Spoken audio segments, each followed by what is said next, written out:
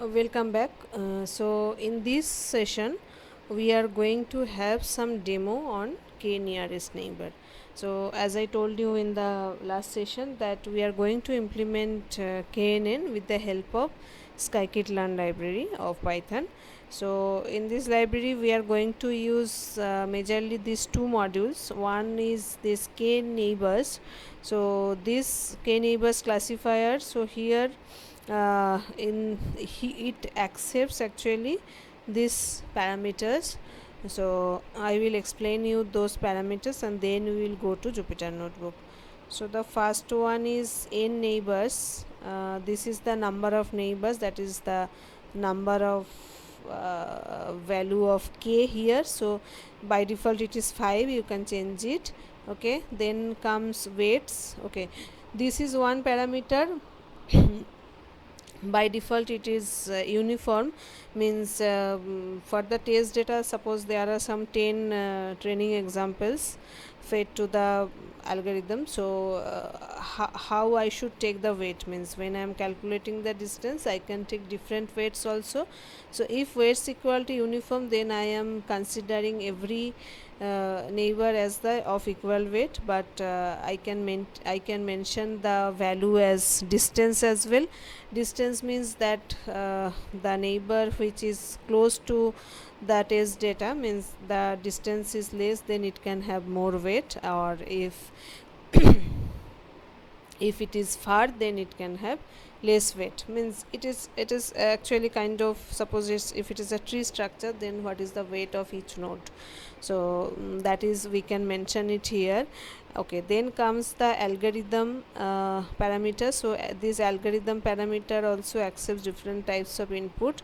This is the algorithm that how actually this how do we select the nearest neighbors, means when I calculate the distance, after that how we select that these are the closest neighbors. So for that we have these different algorithms available. They are ball tree, KD tree, brute and auto. Auto means this is the default option. If I mention as auto, then it will take the best algorithm that is fit for the data I have given to the algorithm. So I can keep it as auto only. Okay, then leaf size is 30, means when these different tree algorithms are used, then this is the size of the leaf.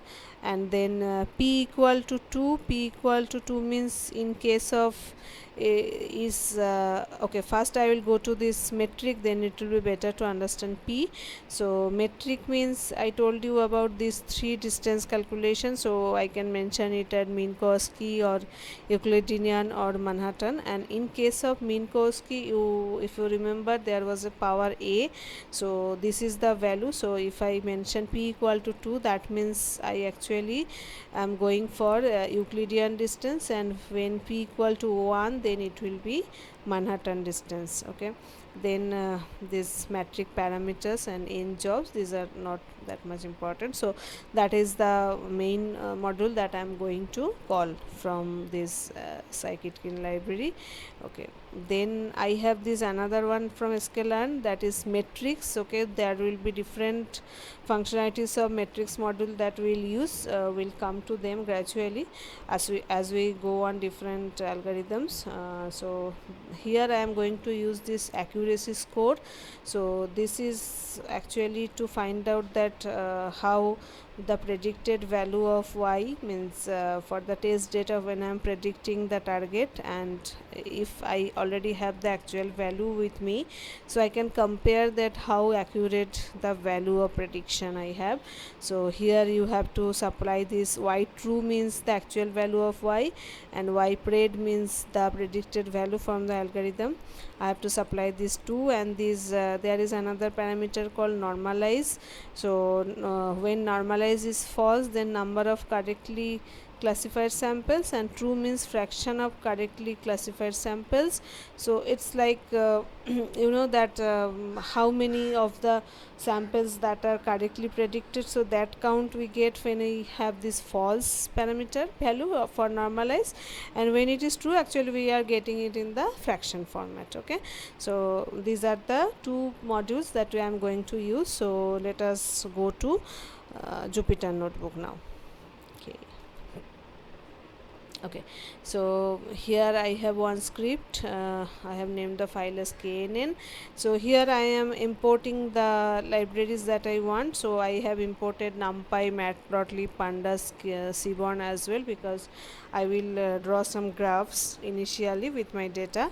Okay, then you can see that I told you that this standardization normalization is important. So this standard scalar also I have imported, and then train test split is required because I will split my data, and then k neighbor classifier, and then confusion matrix that I will anyway not use in this particular module. So let it be, and then matrix. Okay, so let us first import all my libraries.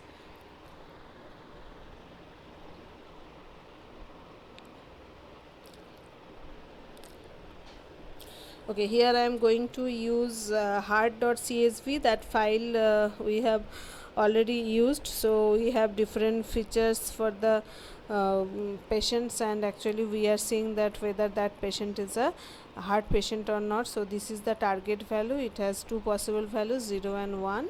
Okay, so I will just take this file in the data frame data, and I will check the first records. Okay, okay, fine. First of all, I will clear all the output. Okay, then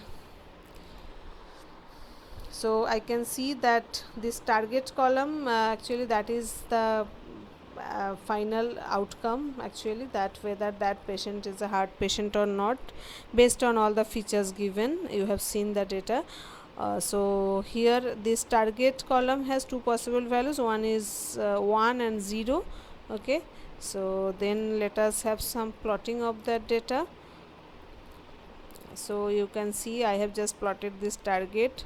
So you can see graphically as well that around 140, that is exactly 138 which is 0, and around 165 it is 1. Okay, so here I have plotted it another way, that whether it's a male or female patient, and how it is that target value is how it is differentiating based on the gender of that person. And then okay, this is here I am actually splitting the data. So you understand that all the features are actually I will consider it as the input data, and only the target column is the output data. So here I have taken all the columns except the last column as x, and y is only the last column. So let us run, and now here I have splitted again x and y as x train x test and y train y test with this functionality train trace split. Okay, we have already used earlier also this train trace split. So here I have mentioned test size equal to 0.25. that means 75% data will go as training data set and 25% will go as test data set. Okay, so here I have called the standard scalar, and I have done this standard scalar implementation on my x train and x test data sets. Okay, so let us do that. Fine. Next I have called this classifier. I have called k neighbors classifier, and I have sent n neighbors equal to 5, metric equal to Minkowski, and p equal to 2. P equal to 2 means it will actually be Euclidean distance. Okay, so let us fit this x train and y train. So now this classifier is having this data set for this training data set it has, and it has trained itself with this training data set. Now I will send my x test data set to this classifier, and I will predict the y value. Okay, So ypred will contain all the predicted target value for all the data that we have sent through X test dataset. And then this accuracy, here I am calculating the accuracy and I am calling matrix dot accuracy to score, and here I have sent y test. Y test is the target value of the test dataset records that I already have, and ypred is the target value. Those are predicted through the algorithm, okay, through the classifier. So let us, this is only the printing, I'm just printing this accuracy. So if you can see that the accuracy here, I have done some approximation of 0.2, so it is showing that accuracy is 0.8. okay, so almost 80% records have correct prediction done. So now I am calling this classifier again, only thing is I have changed the number of neighbors. As I told you that it is a very significant and important task to select the appropriate value of k so that I get some good prediction. So let us try with number of neighbors as 4. Okay, and again I am doing the same thing. I am calculating the ypredict value for this X test dataset, and then I will print the accuracy as well. So accuracy is 0.84. So you can see that when the number of neighbors was 5, the accuracy was 0.82. Now the number of neighbors is 4, the accuracy is 0.84. So of course the accuracy increased when I have decreased the number of neighbors. Now let us try with accuracy number of neighbors as 6. Let us see what happens. So here 0.86. so when it is 6, then I got better accuracy. Okay, so I will try with 7. 0.87, it again increased. Now 8. So it is the same. For 7 and 8 I got the same accuracy. Let us try with 9 as well. So you can see that when I went to 9, then it again reduced. So maybe I can go for either 7 or 8 number of neighbors.